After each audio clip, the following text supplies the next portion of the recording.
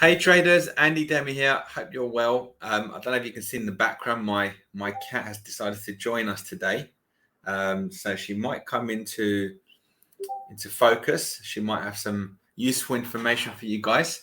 So I've got a little bit of company today in the markets, which is good. The market's a little bit slow today, but I am in some positions.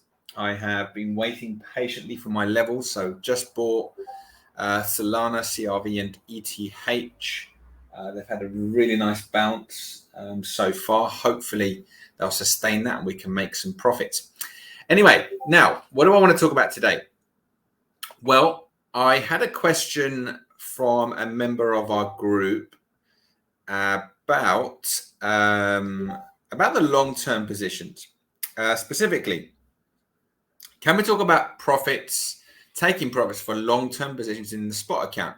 What would be a good strategy for this cycle? Do you plan to take profits into USDT or sell some crypto and keep some through the next bear market?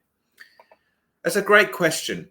And that's why I didn't want to just give an answer. I wanted to shoot a video because I think it will help a lot of people. Because you should have a plan. Okay, you should have a plan. My plan is as follows. This is what I did on the last run before the crash. We never really know what the top is. Okay, that's the thing. So when we say, oh, that before the next bear market, I mean, if I had a crystal ball, you know, if everything was 100% sure and we know exactly when the bear market's going to start, then obviously you'd get out of everything at that point. But the point is that we don't really know. And sometimes you can be too cute. And what I mean by that is like, well, you could try and say, oh, let me get out now and then rebuy a bit cheaper and whatever else. And then you miss the big move. Okay, because look, the reality is if you're doing this as an investor for the long term, you can put your coins aside, store them, hold them for the next few years. And I'm sure if you've done your research well, you're going to be very, very happy with the results. However, if you do want to be a bit more proactive, this is what I do. So when I think the market is getting a little bit toppy, so I think, let's say, for example, Bitcoin rallies towards 100,000. So once it gets to 70, 80,000, for example, I'm going to start to think about, you know, taking some profits. Now, specifically, let's say we get to 100,000 Bitcoin. You know, it's going to impact all the crypto markets if Bitcoin does fall from there, right? Now, it may not, by the way, and this is the thing.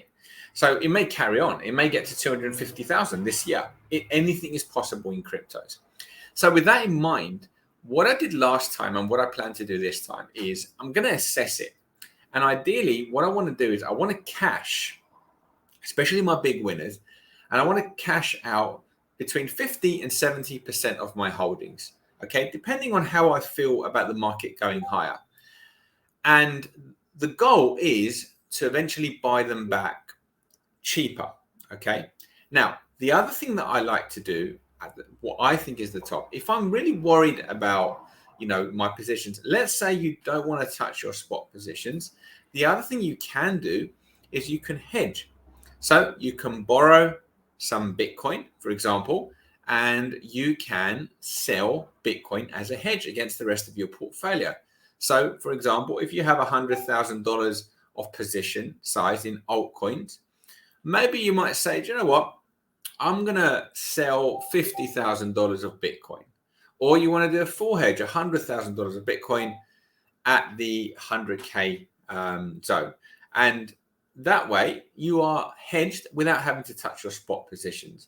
Now, it means that if the markets carry on going higher, the reality is that, you know, your spot positions will do well, but Bitcoin will probably also go up. So it will take away any profits that you would have otherwise made.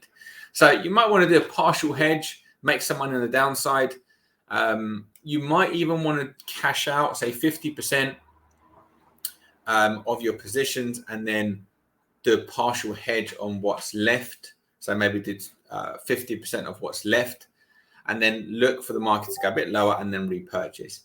Now, it really depends on you, how active you want to be. Personally, I like the idea of cashing between 50 and 70% And then when I see opportunities to short using margin, using leverage, I would do that.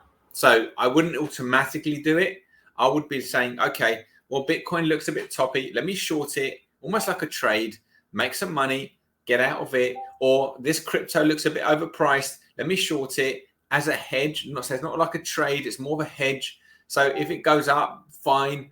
The rest of the market's probably going up anyway.